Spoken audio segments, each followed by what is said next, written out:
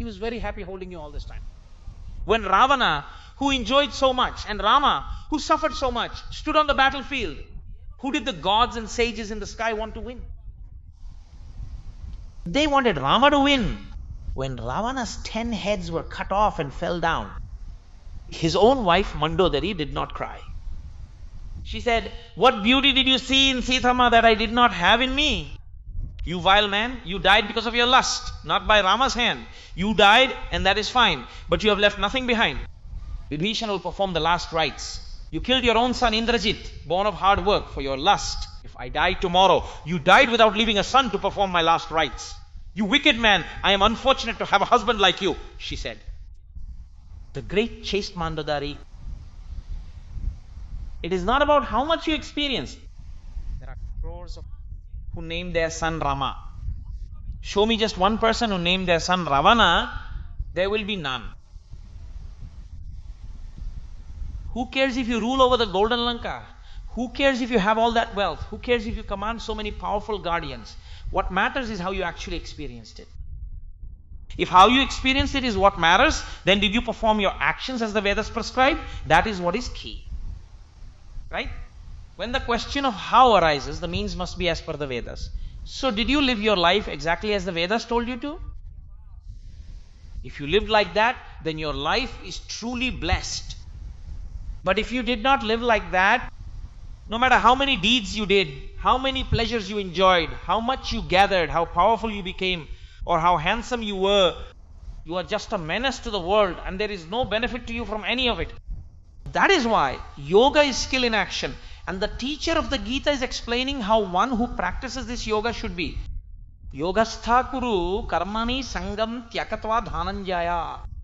Oh Arjuna, do you know what you must do to attain purity of mind? You must keep doing your duties as the Vedas prescribed. Keep performing your actions, but when you perform an action, do not expect the result. Just keep on doing the work. But let me tell you, this is not as easy as it sounds. It requires a lot of practice, because whenever we do any work, we are unable to reach a state where we act without expecting results, because our life gets used to desire-driven actions. This is a flaw in our intellect that has come from millions of births. Whatever you do, what will I get from this? That thought comes instantly. He performed a prayer. So since I performed this prayer, shouldn't something good happen to me? Or he does not pray for the sake of prayer. He does it for this, meaning he prays for the result. He asks, what should I do for my daughter's wedding? If you had been devoted until now, you would not need to ask me what to do for her wedding. The groom's family would have come and asked to marry your daughter themselves. The reason you even had to ask is because this mindset is stuck in you, thinking, what should I do? So God gives to me as if He's your servant. Whenever you need Him, He should just answer you. Now, why do you even read the newspaper? You read it if there is news of death. You read it if there is good news. You read it if Tendulkar gets out for a duck. You read it if Tendulkar hits a double century. You read it if protests break out and the state is burning. You read it if the state is lush and green. Why read the paper? Just to know what is happening, that is all. Why do you drink coffee like that? You drink it because you just cannot go without it. Why do you eat food? You eat because you cannot go without eating. Why do you love your wife? You love her because you cannot help but love her. Why do you pray? Say, I do it because I cannot go without doing it. Can you say that?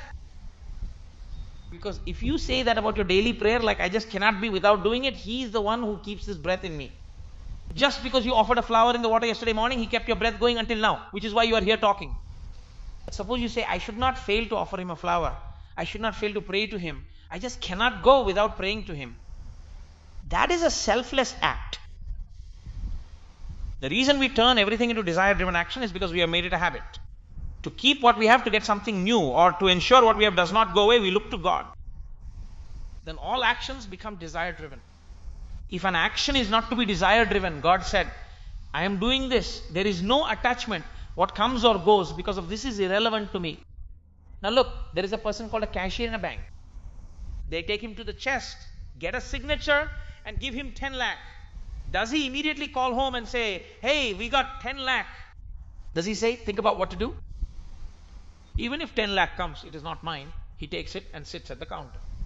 Suppose someone gives a withdrawal form, He checks if there is money in the account. He does not feel bad about giving away those crisp new notes. He just gives them. Someone else deposits. Does he say, sir, so many people took money today, you are the only one who brought 25,000 to the bank. Wait, I will get you coffee? No. He tells the one depositing to come in the queue and the one receiving to come in the queue. He brought 10 lakh, then 5 lakh, so that is 15 lakh. But by the time he deposits it at the counter in the evening, there is 23 rupees and 50 paisa. Does he call him back and cry saying, it is my fate, I got 15 lakh, but only 23 rupees and 50 paisa is left by the evening as he goes home? Not at all. He is not thrilled when it comes, nor is he sad when it is gone. Why? Because it all belongs to the bank. He is just doing his duty and moving on. Likewise, the Veda told you to do your duty, and I am doing mine. God will give the result. If He does not give it, just let it go and do not ask why. That is the true meaning of the word devotion. What you have to accept here is the fact that God exists. Do you know why? The results of actions can be many. I thought I would do this and it would turn out like that. But it did not happen as I thought. I thought about it for so long and wrote middle berth on the reservation form 2 months in advance. I chose a middle berth in the center of the coach so that there would be no smell from the toilets. I really wanted to travel on the middle berth, so I kept thinking middle berth, middle berth, middle berth and booked it. I thought, now I am going to travel on the middle berth. Whether I actually go like that or not is up to God's will. Because I might book a middle berth in AC 3 tier, but get an upgrade and end up in AC 2 tier. Then I get a result even better than what I expected. Or, once I actually get there, a bunch of elderly people from the other 7 berths might come and say, son, we just cannot climb up there. We cannot even get onto the middle one, let alone the upper. We can only manage the lower. Do not mind us, son. We got all these upper berths and everyone else has left. So please adjust, you are young and healthy. So somehow you can climb up and sleep there. Now what happened to your dreams? You have to climb into an upper berth right next to the toilet. Oh no, you cannot refuse. If you stubbornly insist on sleeping here, everyone will scold you, saying, do not you have any sense? A healthy man should let the elderly sleep below, go up there. So whether you like it or not, you have to give it up and go sleep on that upper berth. You got berth number 3, now you just have to sleep there all night, smelling that fragrance. So things might not go as you planned, they might exceed your expectations, they might go exactly as you thought, or they might not happen at all. Just when you were about to leave, you got a fever. You gave your ticket to someone else, took whatever money you got and just stayed back saying cancel it. Now, you had the intention here.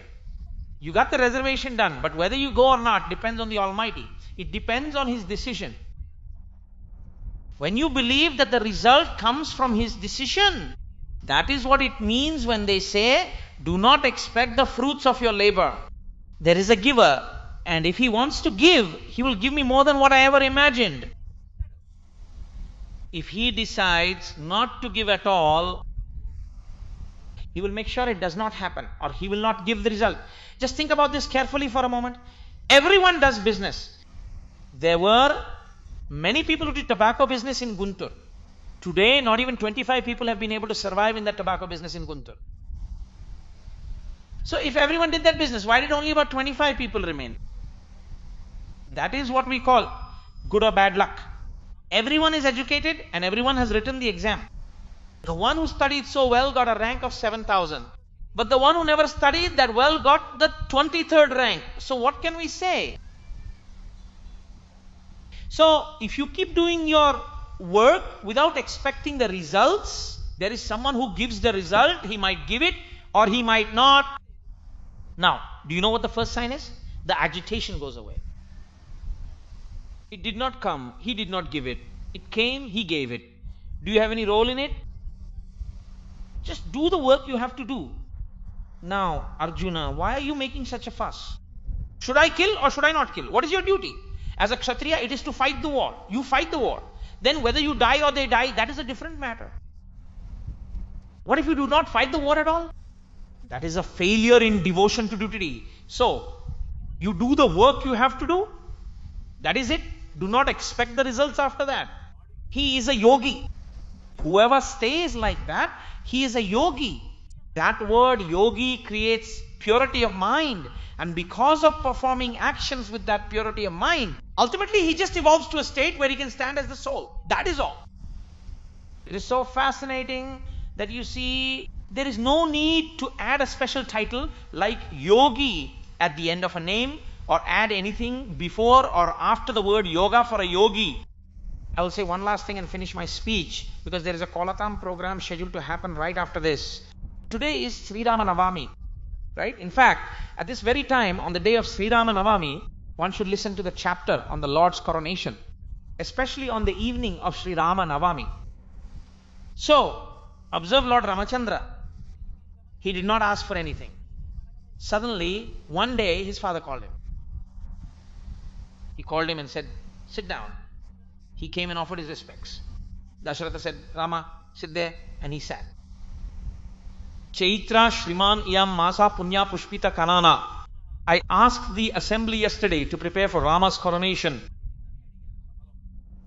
Since it is the month of Chaitra, I thought of making Rama the crown prince. Everyone agreed, Rama, so I want to perform your coronation ceremony. I am seeing bad omens. So, I want to get this done quickly. I have a suspicion that I will not live for much longer. So, your coronation as the crown prince is tomorrow. Go and fast with your wife tonight. Sure, father, respect. He offered his respects, circled him, and then he left. Now, Rama did not get overjoyed that his father was giving him the kingdom. He went and fasted. Fasting with one's wife means upavasi, to avoid other thoughts. The couple sleeps together in the prayer room. So, Rama slept in the prayer room. He slept, woke up the next day, and completed all the prescribed rituals he had to do. After completing them, he went to his father's palace. His father was like a tree cut at its base. He had fainted 50 times that night, because he was going to lose Rama. Crying and crying and crying and crying, eyes swollen and bulging, hair disheveled, King Dasharatha, who used to wake up to the sound of the veena, was in a state like a corpse and could not even lift his head to look at Rama out of grief. Rama would have to leave the kingdom. Last night your father, unable to say that the stepmother asked for boons, he looked at him in surprise and asked, Mother, why is father looking like this? She said, for 9 and 5 years, Rama must live in the Dandaka forest, wearing bark and matted hair as an ascetic. Let all the preparations for the coronation be used for Bharata, and let him be crowned instead, my dear son. I asked that you go to the forest for 14 years, and that Bharata be crowned at this very moment. Your father gave me his word, but he is worried whether you will agree or not, and that is why he is sitting like this. She said that if you leave quickly, he will bathe and eat, otherwise he will not eat anything at all. Hearing this, Rama said to her, what is this, mother? Why ask for the kingdom for Bharata? Why ask me to go to the forest? I have already told everyone that the coronation is happening, and now you are asking me to go to the forest. What wrong have I done? The kingdom goes to the eldest. Who is father to say he will not give it to the eldest? Is the kingdom his personal property to just take it and give it to my brother like this? One should say the kingdom is a hereditary right. That is what he said. Mother, how foolish you are. Why did you ask for 2 boons? If you had just asked me, would not I have left? If you said, Rama, give the kingdom to Bharata and go to the forest, would I say no? Mother, you must remember one thing clearly. I am not someone who desires all these things. I am just like a sage. Even if father asked me to rule, I would do it only because father asked me to. Since the Vedas say to do what father says, I would perform that duty. If father says to go to the forest, I will go happily, because father told me to go to the forest. If father says to rule, I will do it happily. I want to say to rule what father says, but I do not need to find happiness by doing what he has not said. So mother, Nahamartaparo devi lokama vastumutsahe vidhimam rishibhihi tulyam kevalam dharmamastitam. I want dharma, mother. Like a sage I am leaving now, he said. The very next moment, the preparations for the coronation were seen right there. Someone else would have gotten worried seeing those things. Suppose someone brought a fine silk dhoti and a shawl and said, Koteswara Rao, we are giving these to you. I am just giving an example. I do not have such crazy desires myself. Suppose they put it there. I might look at it and think, wow, the border is so big, this silk dhoti is really nice. It would be great to wear this 2 months from now on Shankara Jayanti. I might have such thoughts in my mind. But then please do not mind, a great elder and scholar who rarely visits arrives and they say, Koteswara Rao, please do not mind, we are giving this cotton dhoti to you, but giving that silk one to you. Now if I immediately keep looking at that same dhoti, will my feelings change or will they not change? I might think I really wanted that dhoti. This wicked man just showed up. It would have been better if he was 10 minutes late. The dhoti is gone. Would I think that or not? When you see the ceremonial items, your response depends on your inner feelings. Rama saw the coronation items as he was coming out of the palace. This is all going to Bharata now. He did not say that at all. He said, whenever these items are used, they are coronation items, materials that can give a person the power to rule the kingdom. Since they are sacred, I will circumambulate them before leaving. He did that, offered his respects, and then he left. I mean, his behavior itself shows that he has no inner desire. Rama is a karma yogi. He does exactly what the Vedas say and what dharma dictates. Otherwise, if he just wanted to achieve his goal somehow, he would not even need to befriend Sugriva. Befriending Vali would have been enough to get Sita back. There would be no Sundara Kanda in the Ramayana. But what he wanted was dharma. Instead of befriending the unrighteous Vali, he chose to befriend the righteous Sugriva. And then he worked so hard to bring Sita back, but he never abandoned the right path. Rama did not just achieve a goal. Whoever could stand firm like that, while performing actions prescribed by the Vedas without expecting any personal benefit, and whoever accepts all the results given by God as divine blessings, he is a yogi. In the word prasadam, you will not find the taste you desire. When you are coming out of Tirupati, they give you sweet pongal once. You think, oh, I am so lucky, after all this time I finally got sweet pongal, and you eat it. The next day you go for darshan again at the same time, thinking they will give sweet pongal, but they give tamarind rice instead. Oh, I cannot stand this tamarind rice. Would you call this prasad or would you call it something else? Whether it is tamarind rice or sweet pongal, it is still prasad. Similarly, Ishvara did not give you the result when you perform the action. There must be a reason. If he gives it now, you will be ruined. So Ishvara protected you by not giving it. A mother cools down the milk for her child. The child rushes to grab the hot glass of milk. The mother pulls his hand away and sets it aside for a moment. She cools it down like this, holds the milk and checks. She checks if she can give this glass of milk yet or not. Look at how the mother holds the glass and keeps doing this and that without giving the milk. It means she is absorbing all that heat into her own hands, taking it all in. After absorbing it, she sees the milk is cool enough and gives it to the child. Now, was her withholding the milk earlier meant to hurt the child? She did not give him that milk because it would spoil him. Did she cool it down before giving it to you? God knows exactly when to give and when not to give. Sometimes He protects us even by not giving us what we want. He protects by giving and He protects by not giving. He protects either way. So you should not say, He will give when He wants to, so I will just sit here and do nothing. Because He gave you an intellect. Your duty is to perform action. What kind of action? Not just any action you like, but action prescribed by the Vedas. You must follow what the Vedas say. Do not be overly elated or dejected by results. That is the true meaning of devotion. It is not like you go to a temple, do circumambulations, and if things go well, you say God exists. And if things do not go well after that, you should not say God does not exist. I saw it with my own eyes once. A truly surprising situation. A man was so happy because his daughter's marriage was fixed. He was just so overjoyed that it was finally settled. Suddenly that boy said, I will not marry that girl. The man had visited many temples before that. And who did he end up scolding? He scolded God Himself for it. I visited all the temples because my daughter's wedding was fixed, but then they suddenly came and said they would not marry her and left. He cursed, asking if there was some defect in his child. A week after this happened, that groom was arrested. It turned out he had already married 10 times before. Now this man went back to all those temples again. Oh my God, if the wedding had happened in a week, what would have become of my daughter's life? It is my luck that he saved her by not letting the wedding happen, he said. This is not something you should say only when you go back to the temple later. If you can say it even when things do not happen, there is no agitation. That is yoga sthat kuru karmani. Son, you must do your duty. Expecting results led to this delusion. Arjuna, you say you will kill them, but if you do not, will these bodies remain? Therefore, karmanyevadhikaraste ma phaleshu kadachana ma karma phala hetur bhurmate sangospa karmani. You just do your duty and do not expect the results. Accept whatever comes as a great blessing and move on. He thinks there must be such a great purpose behind God giving me this, he says. Otherwise, if you just keep doing your work, there is unrest. Without ups and downs, without highs and lows, equanimity is called yoga.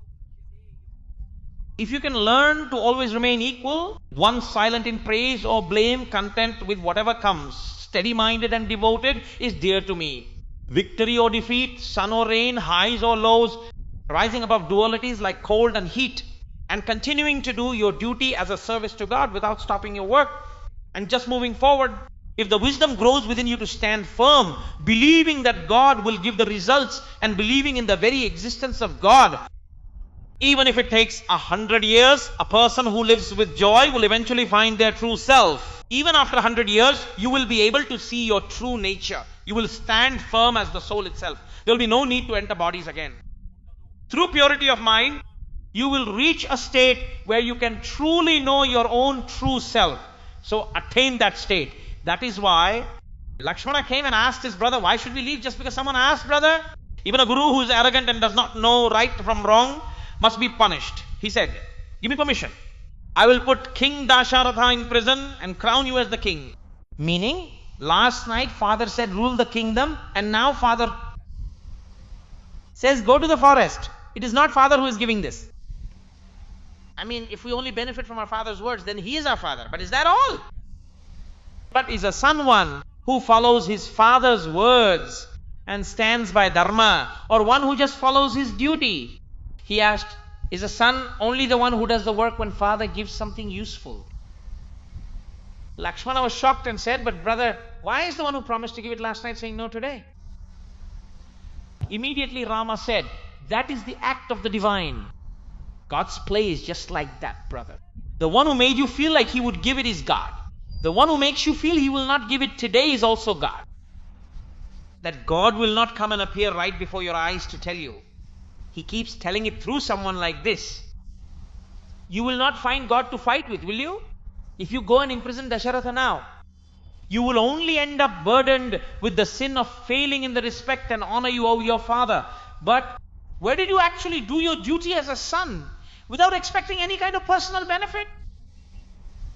Last night my father asked me to rule, and I said I would. Today he asked me to go to the forest, so I am going.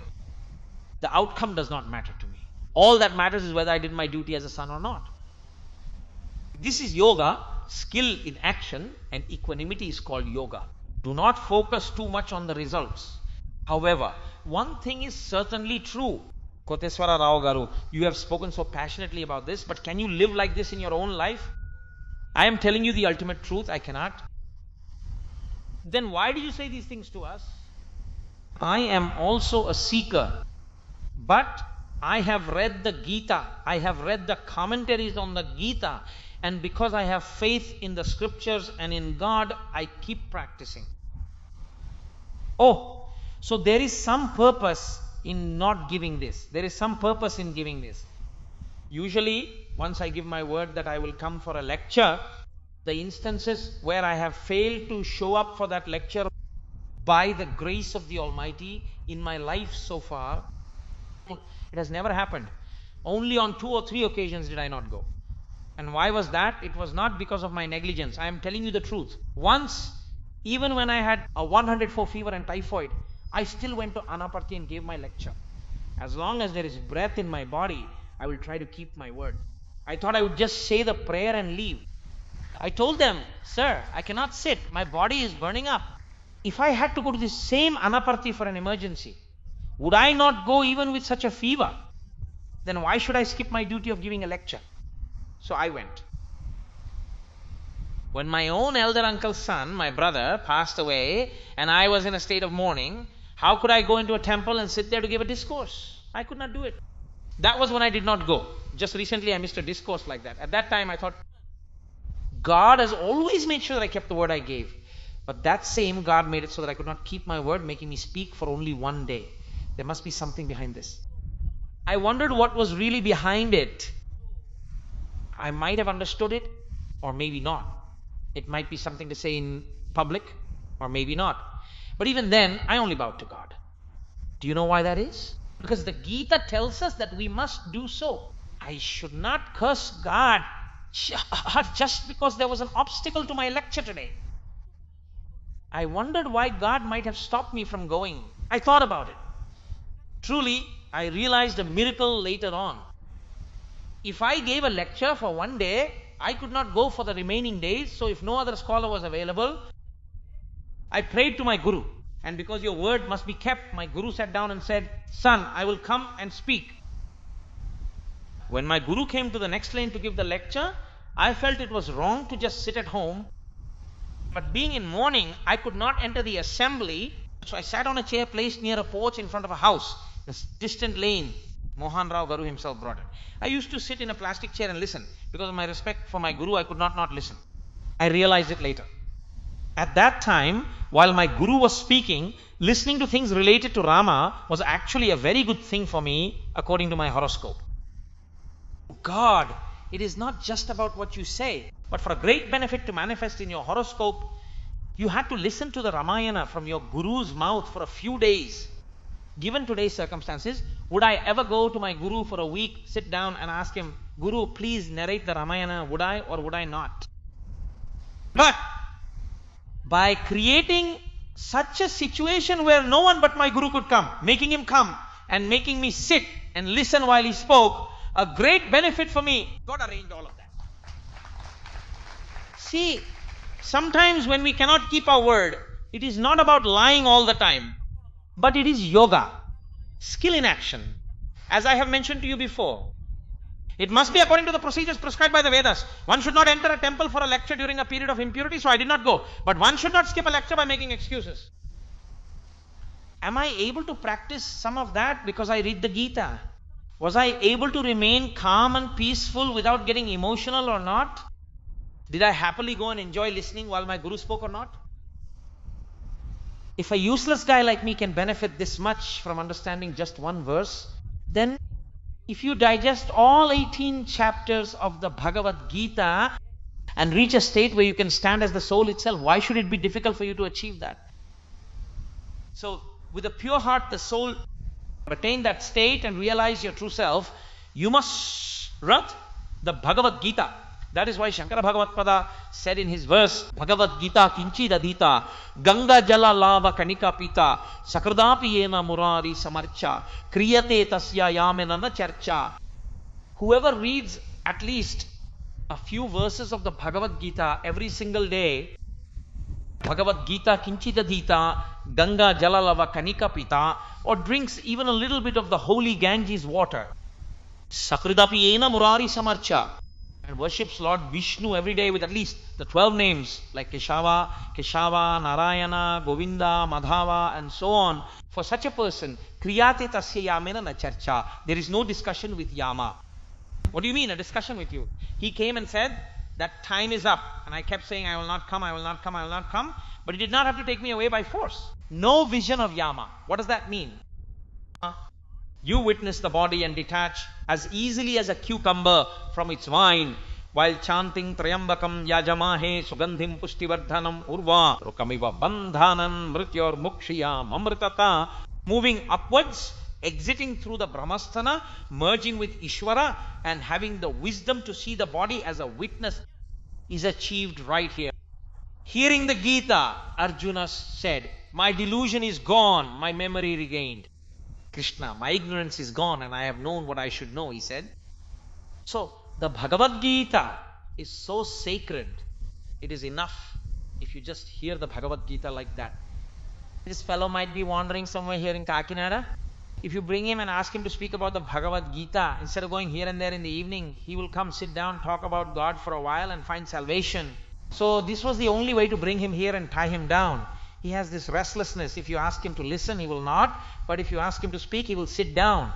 That is why by bringing him here and telling him to speak, he will find salvation by reciting the Bhagavad Gita, and he will have the honor of participating and serving in such a grand festival. With immense grace towards me, wanting to bless me with merit and uplift me, he has shown great kindness. Subba Rao Garu brought me here, made me sit, and gave me the great honor of speaking about the Bhagavad Gita for a whole week in such a magnificent festival with my body, my mind and my words. He has given me the great satisfaction of having performed whatever service I could. What greater honor could there be than this? What greater respect? Whatever fills the heart with joy is the true honor. So, if you try to honor me in any other way now, the joy of this current honor will only diminish and fade away. It is like when milk is boiling over and you sprinkle water, it just subsides. Therefore, if I accept a formal honor for cooperating in such a grand festival, I would become someone who seeks a reward. So far, what I have said is, yoga is excellence in action. Established in yoga, do your duty, for equanimity is yoga. And I said you have the right to work only, never to its fruits. Let not the fruits of action be your motive, nor let your attachment be to inaction. After saying all these things, if I ask you to honor me for saying all this and accept shawls, then what is the point of what I said? The Bhagavad Gita would just result in a zero. Therefore, if there is any great favor you can do for me, I will not say that you should not honor me. I will not say that you should not honor me. I know your heart will be saddened. Subba Rao's face is already changing. You do not need to worry. It is just like you're honoring me. The honor that would make me overjoyed is, give me the 2 bananas, 3 betel leaves and 2 betel nuts offered to Baba. That is enough. So, I will accept that as a complete honor and be overjoyed. And whenever Subba Rao performs this festival, may it flourish and prosper, providing results to thousands of people. And may the Supreme Lord, through His causeless and merciful grace, grant him long life, health and wealth. And may the Lord Almighty strengthen his health. Especially in Kovvada village and in other places too, he keeps doing so many things. In this village, Subba Rao Garu is the great man who stood like an umbrella to keep Sanatana Dharma rooted and safe like this. For such a person like Subba Rao Garu, I sincerely pray with all my heart and soul that God grants him all kinds of prosperity. On such a sacred platform, I will not say a single word that is not in my heart. With total sincerity, I join my hands in prayer, bow my head to the feet of the Lord and pray, and I am pleading with him. So that is what we all want, that Subba Rao Garu lives a very long life. If he does many such programs, and if I can just see them happening and feel overjoyed, that is enough. It is pure bliss for me. Koteswara Rao Garu, you do not even have to ask me to come to the meeting and give a speech. I will just come, watch and leave happily. I did not come today for the afternoon meals. I just stood there for a moment and felt overjoyed seeing so many women while coming with Kamaraju Garu. I went inside and felt so happy seeing so many people eating food. Oh, so many people came with such joy. My father is eating with all these faces and I am just overwhelmed with bliss. Since I have some occasional ritual duties to perform and and I should not leave without having some sweets from the feast. I just had a bit of sweet and left again. So, was Subba Rao Garu there or not? Did he welcome me or not? Did I ask for anything? No, it is my good fortune just to see the program organized by Subba Rao Garu become a success and be happy. That is my happiness. So, it is enough for me if Subba Rao Garu continues to do such works and succeeds. I do not even feel bad that he did not ask me, Koteswara Garu, to give a speech. Even if I am not invited, I will come and sit, I will listen, I will watch and I will be overjoyed. For Subba Rao Garu's long life, for his health and for his well-being, I pray to the Almighty, not once but 10 times, that He grants him and his family the strength to stand like an umbrella for 10 other people. Such is the respect and love I have for him. So concluding this program here, I wish you all well.